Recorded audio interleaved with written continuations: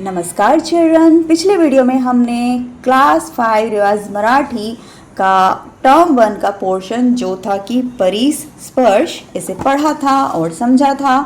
तो आइए अब हम इसके क्वेश्चन आंसर्स और बुक एक्सरसाइजेस देख लेते हैं। तो पहला प्रश्न है, खालील प्रश्नांची उत्तरे थोडक्यात लिहा. Answer the questions in brief. So the first question is, गोदाम चैनीच्या वस्तूंनी का भरले होते. तो हमने पढ़ा था चैप्टर में कि किस तरह से वो बिजनेसमैन जब बिजनेस टूर के लिए जाता था देश विदेश, तो वहाँ पर उसे जो भी चीज़ें अच्छी लगती थी उन्हें ले आता था और कुछ दिन यूज़ करने के बाद जब उसका मन भर जाता था, वो बोर हो जाता उन चीज़ों से, तो उन्हें वो गोदाम या वेयर हाउस या गोडाउन में रख देता. तो क्वेश्चन ये है कि उसका वेयर हाउस या गोदाम कीमती चीज़ों से क्यों भरा हुआ था. तो उत्तर होगा, श्रीमंत माणसाला देश विदेशांतून फिरताना एखादी सुंदर वस्तू दिसली की ती तो घरी घेऊन यायचा. थोडे दिवस वापरल्यावर त्या वस्तूची रवानगी गोदामात करत असे. अशा प्रकारे गोदामात चैनीच्या वस्तूंनी भरले होते. ओके, तो वो जो बिजनेसमैन था या वो जो व्यापारी था, धनी व्यापारी, वो देश विदेश में जाता था बिजनेस ट्रिप के लिए और वहाँ पर उसे जो भी चीज़ें पसंद आती थी, सुंदर होती थी, जो उन्हें ले आता और थोड़े समय तक अपने घर पर रखता और जब वो उन चीज़ों से बोर हो जाता तो उन चीज़ों को वो गोदाम या फिर वेयर हाउस में भिजवा देता. तो इस तरह से उसका गोदाम सुंदर और आरामदायक चीज़ों से जो है भर गया था. तो ये हुआ इस प्रश्न का उत्तर. क्वेश्चन नंबर 2, गोदाम कोणकोणत्या वस्तूंनी भरले होते. तो गोदाम में या गोडाउन में या वेयर हाउस में कौन कौन सी चीज़ें थी, उसमें क्या क्या वस्तुएं रखी हुई थी. उत्तर होगा, जूने पंखे, विजेवर भिरभिराणी फुलपाखरे, विजेच्या झाडावर गाणी गाण्याच्या चिमण्या, रंगबेरंगी कलाकुसरीची भांडी, गायन मंडळातील नरनिराळे आवाज देणारी वाद्ये, रंगबेरंगी खेळणी, तबला, पेटी, झांज व वायोलिन अशा वस्तूंनी गोदाम भरले होते. तो उसकी गोडाउन में क्या क्या चीज़ें थी, वहाँ पर थे पुराने पंखे और बिजली से चलने वाली तितली, या उसे हम कह सकते हैं कोई इलेक्ट्रिक टॉय जैसा कुछ, और बिजली के झाड़ पर गाना गाने वाली चिड़िया, और जो अलग अलग कलरफुल नक्काशी वाले, कलाकारी वाले सुंदर सुंदर बर्तन, और क्या था, अलग अलग म्यूज़िकल इंस्ट्रूमेंट्स थे जैसे कि तबला, हारमोनियम, वायलिन. तो इस तरह की चीज़ों से उसका गोडाउन या उसका गोदाम भरा हुआ था. क्वेश्चन नंबर 3, कारगिराच्या हातात परिस होता असे लोकांना का वाटे. तो मैंने आपको लास्ट वीडियो में बताया था कि पारस एक ऐसा पत्थर था जिसके बारे में कहा जाता था कि वो किसी भी लोहे की चीज़ को सोने में बदल देता था. तो लोग ऐसा क्यों मानते थे कि उस कारीगर के हाथों में पारस पत्थर जैसा जादू है या पारस पत्थर जैसी क्षमता है. तो उसका कंपेयर लोग पारस से क्यों करते थे. क्यों? क्योंकि वो कारीगर या जो क्राफ्ट्समैन था वो किसी भी टूटी फूटी या पुरानी चीज़ को हाथ लगाता और अपनी कुशलता से, अपनी स्किल से उसे ठीक कर देता और उसे एकदम नया बना देता था. इसलिए उसका कंपेयर लोग पारस पत्थर से करते थे. यही क्वेश्चन है कि लोग उसकी तुलना पारस पत्थर से क्यों करते थे, या उसके हाथों में पारस पत्थर का जादू है ऐसा क्यों बोलते थे. तो उत्तर होगा, कारण त्या कारागिरामध्ये प्रत्येक वस्तू म्हणजे नवी असो की जुनी, तुडलेली असो की मांडलेली, त्यांना नव्याप्रमाणे बनवायची कला त्यांच्यात होती. त्यामुळे कारागिरांचे हात परिसाचे आहे असे लोकांना वाटत असे. ओके, तो इसका उत्तर ये है कि लोग ऐसा इसलिए मानते थे कि उसके हाथों में पारस पत्थर का जादू है, क्योंकि कोई भी वस्तु चाहे वो टूटी फूटी हो, पुरानी हो, तो वो उस चीज़ को या उन चीज़ों को अपनी कुशलता से ठीक करके एकदम नया जैसा बना देता था. इसलिए लोग ऐसा मानते थे कि उस कारीगर के हाथों में पारस पत्थर के स्पर्श जैसा जादू है. स्पर्श यानी कि टच, मतलब उसके हाथ लगाने से उसकी जो स्किल थी, उसकी कलाकारी थी, उससे वो पुरानी चीज़ों को नई बना देता था. इसलिए उसकी तुलना पारस पत्थर से लोग करते थे. नेक्स्ट क्वेश्चन इज, श्रीमंत माणसाने सर्व वस्तूंचे लिलाव करण्याचे का ठरविले? तो जो रिच बिजनेसमैन था, वो धनी व्यापारी था, उसने सारी चीज़ों को जो उसके गोदाम में रखी थी उन्हें नीलाम करने का फैसला क्यों किया? उनका ऑक्शन करने की उसने क्यों सोची? उत्तर होगा कारण की त्या सगळ्या वस्तू जागा अडवीव होते. गेल्या 20 वर्षापासून यामधील एकाही वस्तू त्या श्रीमंत माणसाने वापरलेली नाही. मग या सर्व वस्तूचा त्याला उपयोग होत नव्हता. त्यामुळे त्यांनी गोदामातील सर्व वस्तूंचे लिलाव करण्याचे ठरविले. ओके, तो इसका रीज़न ये था कि जो उसके गोडाउन में जितनी भी सारी चीज़ें थी, तो उन सारी चीज़ों का उसने पिछले 20 सालों से, लास्ट 20 ईयर्स से कोई यूज़ नहीं किया था. और वो जो चीज़ें थी वो उस गोडाउन की जगह को घेर रही थी, मीन्स वो स्पेस ऑक्यूपाई कर रही थी और उनका कोई यूज़ भी नहीं हुआ था पिछले 20 सालों से. तो इसलिए उस व्यापारी या बिजनेसमैन ने उन वस्तुओं की नीलामी करने की सोची या उनका ऑक्शन करने का निर्णय लिया. Now question number 5. शेवटी कारागिराने वायोलिन का विकत घेतले? तो लास्ट में जो वो कारीगर था या जो क्राफ्ट्समैन था उसने वायोलिन क्यों खरीदा? उत्तर होगा कारण की त्याला हवी तशी वायोलिन निळाली होती. त्याने ती वायोलिन 5,000 रुपयांना विकत घेतली. ओके, तो वो जो वायोलिन था, उस पुराने वायोलिन को उस कारीगर ने ठीक कर दिया था और उस वायोलिन से अब बहुत अच्छा म्यूज़िक निकल रहा था, बहुत अच्छी धुन निकल रही थी, बहुत अच्छा मधुर संगीत निकल रहा था. इसलिए उसने उस वायोलिन को 5,000 में खरीद लिया. अब है प्रश्न नंबर 2 एका वाक्यात उत्तरे लिहा. Answer the questions in one sentence. So the first question is गोदाम देशी विदेशी वस्तूनी का भरलेले होते? वो जो गोदाम था, वो जो गोडाउन था बिजनेसमैन का, वो देश विदेश की चीज़ों से क्यों भरा हुआ था? उत्तर होगा श्रीमंत माणसाला त्या वस्तूचा उपयोग झाल्यावर त्या वस्तूचा कंटाळा आला की व्या वस्तूची रवानगी गोदामात करायच्या. तो इसका रीज़न ये था कि उस बिजनेसमैन को या उस व्यापारी को नई नई चीज़ें लाने का शौक़ था, तो वो देश विदेश से नई नई चीज़ें लाता था और फिर जब वो कुछ समय बाद उसका उपयोग कर लेता तो फिर वो उन चीज़ों से बोर हो जाता था. तो इसके बाद वो उन चीज़ों को गोदाम में रखवा देता था, इसलिए उसका गोदाम अलग अलग तरह की चीज़ों से भर गया था. Question number 2. श्रीमंत माणसाने गोदामातील सर्व वस्तू लिलावत काढण्याचा विचार का केला? ओके, तो वो जो श्रीमंत यानी कि वो जो व्यापारी था, उसने गोदाम की सारी वस्तुओं को नीलाम करने का या उनका ऑक्शन करने का क्यों सोचा? उत्तर होगा श्रीमंत माणसाला त्या सर्व वस्तूचा उपयोग होत नव्हता. त्यामुळे त्याने गोदामातील सर्व वस्तूंचा लिलाव करण्याचे ठरविले. ओके, तो उस व्यापारी ने उन सारी वस्तुओं की नीलामी करने का विचार इसलिए किया क्योंकि उन वस्तुओं का कोई उपयोग नहीं हो रहा था. Now question number 3. वायोलिनमधून बेसूर सुर का निघत होते? वो जो वायोलिन था उसमें से सुर बेसुरे क्यों निकल रहे थे, यानी ख़राब म्यूज़िक क्यों निकल रहा था, अच्छा संगीत क्यों नहीं निकल रहा था, बेसुरे सुर क्यों निकल रहे थे? बेसुरे सुर मतलब अच्छा संगीत क्यों नहीं निकल रहा था उसमें से? उत्तर होगा वायोलिन 50 वर्ष जुने होते, त्याच्या तारा तुटल्या होत्या, त्यामुळे वायोलिनमधून बेसूर सूर निघत होते.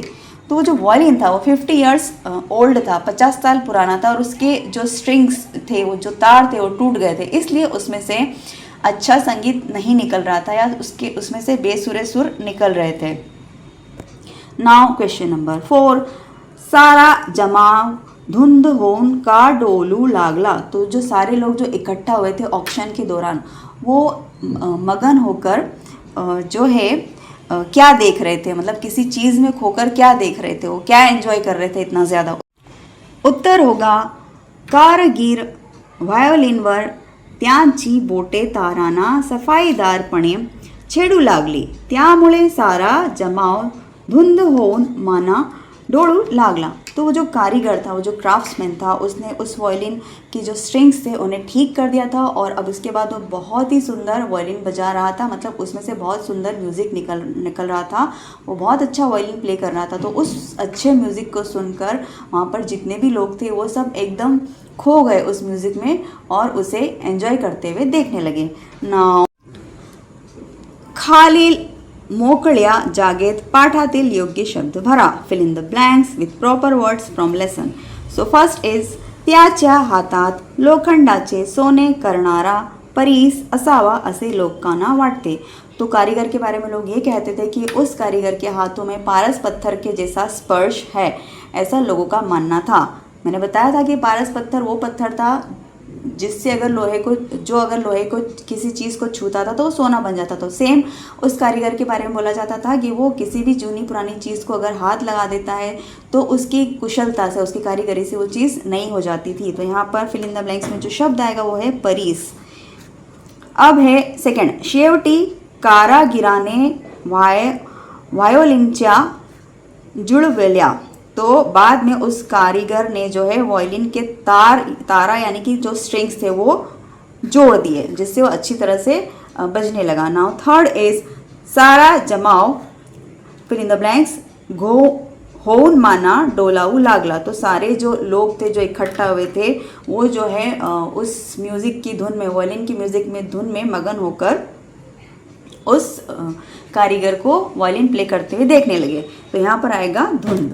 नाउ 4 इज कारीगर वायलिन वादक होता. तो यहाँ पर फिल इन द ब्लैंक्स में आएगा पट्टीचा. तो वो जो कारीगर था, वो जो क्राफ्ट्समैन था, वो एक बहुत कुशल जो है वायलिन वादक था, बहुत कुशल गिटार वादक था, वो बहुत अच्छा वायलिन प्ले करता था. तो यहाँ पर आएगा पट्टीचा यानी कि बहुत स्किल था, वो बहुत एक्सपर्ट था वायलिन प्ले करने में. तो इस तरह से ये क्वेश्चन भी पूरा हुआ. नाउ नेक्स्ट इज खालील अपूर्ण वाक्य पूर्ण करा. Complete the following sentences. तो ये जो कुछ आधे सेंटेंसेस है, इनकम्प्लीट सेंटेंसेस है, इन्हें आपको बुक में से देखकर कंप्लीट करना है. फर्स्ट है थोड़े दिवस वापरल्यावर तिचा कंटाळा आला की त्या वस्तूची रवानगी गोदामात व्हायची. तो ये जो सेंटेंस है हमने यहाँ बुक में से देखकर लिखा है. ये देखिए यहाँ पर थोड़े दिवस वापरल्यावर तिचा कंटाळा आला की त्या वस्तूची रवानगी गोदामात व्हायची. तो इस तरह से आपको बुक में से देखकर ये जो इनकम्प्लीट सेंटेंसेस है उन्हें पूरा करना है. अब दूसरा देखते हैं. परिस्याच्या स्पर्शाने जसे लोखंडाचे सोने होते त्याचप्रमाणे त्याच्या हाताव्या स्पर्शाने मोडलेल्या. तो इस तरह से आपको ये सेंटेंस बुक में से देखकर कंप्लीट करना है. मैंने यहाँ पर पूरा सेंटेंस नहीं लिखा है क्योंकि यहाँ पर स्पेस नहीं था, बट आपको बुक में से देखकर इस सेंटेंस को पूरा करना है. लाइन का मतलब ये है कि जिस तरह से पारस पत्थर लोहे के छूने से लोहा भी सोना बन जाता है, तो ठीक उसी तरह से वो जो कारीगर था अपने हाथों के स्पर्श से, अपने हाथों की कलाकारी से किसी भी पुरानी चीज़ को नया बना देता था. ये सारे सेंटेंस बुक में मेंशन है. आप उनमें से उस बुक में से देखकर इन सेंटेंस को पूरा कर लें.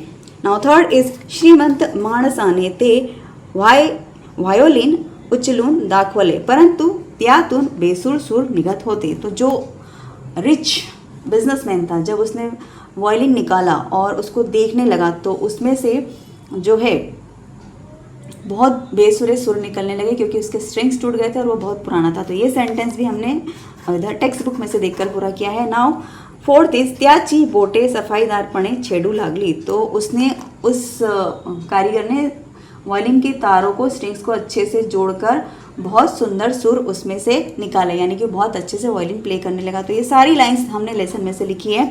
नाउ फिफ्थ इज कारागीर ओरडून म्हणाला.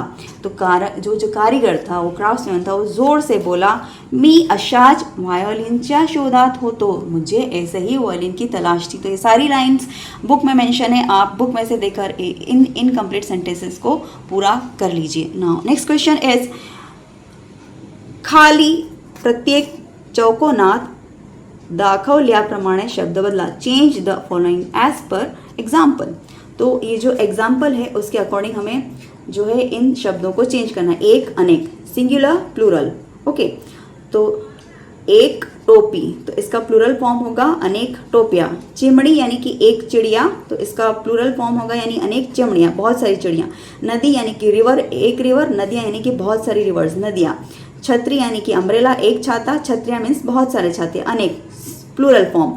खिड़की यानी एक विंडो, एक खिड़की। खिड़कियाँ मतलब बहुत सारी खिड़कियाँ। नाउ नेक्स्ट इज एक अनेक, तो ये वाला शब्द है फुगा यानी कि एक गुब्बारा, तो इसका प्लूरल फॉर्म होगा फुगे यानी कि बहुत सारे गुब्बारे, बलून्स। जाड़ यानी कि एक वृक्ष, एक पेड़, वन ट्री। जाड़े मतलब कि बहुत सारे ट्रीज या पेड़। कमल यानी कि लोटस, एक कमल। कमड़े यानी कि बहुत सारे कमल, लोटस का जो फ्लावर होता है। फल यानी कि फ्रूट, फड़े मतलब बहुत सारे फ्रूट्स। घड़ियाल, घड़ियाल यानी कि घड़ी, और घड़ियाल यानी मतलब बहुत सारी घड़ियाँ, क्लॉक्स। नाउ एक और अनेक, सिंगुलर एंड प्लूरल। केड़े यानी कि वन बनाना, केड़ी मतलब बहुत सारे बनाना। रोपटे यानी कि वन सैपलिंग, रोपटी यानी कि बहुत सारे सैपलिंग्स, जो छोटा पौधा होता है वो। मटके यानी कि एक मटका, मटकी यानी कि बहुत सारे मटके। जाले, जो जाला होता है मकड़ी का जाला, वो जालियाँ मतलब बहुत सारे जाले। नाउ घरटे यानी कि नेस्ट, बर्ड्स का जो नेस्ट होता है, घोंसला, एक घोंसला। घरटी यानी बहुत सारे घोंसले यानी कि बहुत सारे nests. Now next exercise is खाली वाक्य बदलून लिहा, change and rewrite the sentences. So first is Kshatriya पावसात भिजतात, तो इसको चेंज करने पर सेंटेंस किस तरह से लिखा गया है, छतरी पावसात भिजते। तो यहाँ पर छत्रिया से मतलब है बहुत सारे अम्ब्रेलाज, बहुत सारी छतरियाँ, तो बहुत सारे अम्ब्रेलाज या बहुत सारे छाते बारिश में भीगते हैं या गीले होते हैं। यहाँ पर छतरी यानी कि सिर्फ एक छतरी जो है बारिश में भीगती है, तो यहाँ पर प्लूरल फॉर्म्स हैं और यहाँ पर सिंगुलर फॉर्म में सेंटेंस को फ्रेम किया गया है। अगला देखते हैं, चिमड़ियाँ भुर्रकुन उड़तात। चिमड़ियाँ मतलब बहुत सारी चिड़ियाँ उड़ती हैं, और यहाँ पर ये बहुत, चिमड़ियाँ का सिंगुलर फॉर्म होगा चिमड़ी, तो बहुत एक चिड़िया उड़ती है। नाउ सेकंड इज शेड़िया पाला खातात। शेड़िया मतलब गॉड्स, बकरियाँ, बकरियाँ पाला मतलब ग्रीन ग्रास खाती हैं, बकरियाँ हरा चारा खाती हैं। शेड़ी मतलब सिर्फ एक बकरी, एक बकरी ग्रीन ग्रास या चारा खाती है। नाउ थर्ड इज नदियाँ खड़खड़ बहतात, मतलब नदियाँ, बहुत सारी नदियाँ खल खल बहती हैं।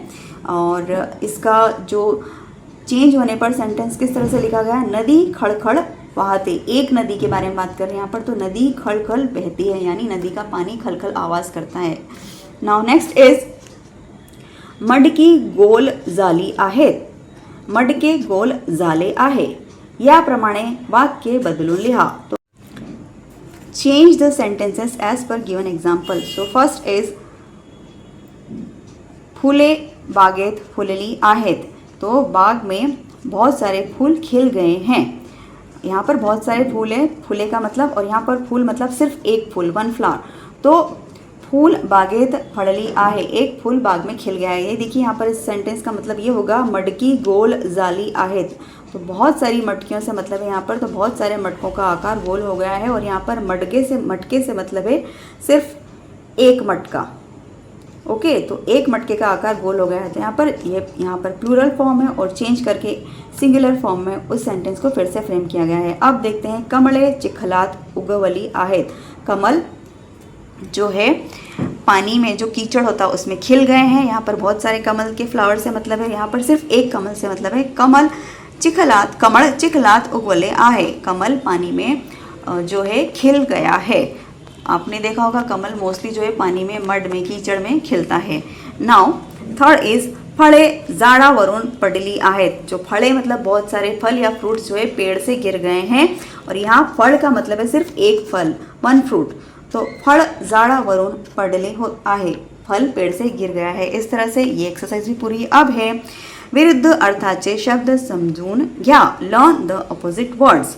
सो फर्स्ट इज बेसुर, इसका ऑपोजिट होगा सुर। बेसुर मतलब जिसमें कोई मेलोडी नहीं है, जो अच्छा नहीं है। सुर मतलब जो म्यूज़िक का अच्छा फॉर्म है, जो जिसको सुनने में अच्छा लगे।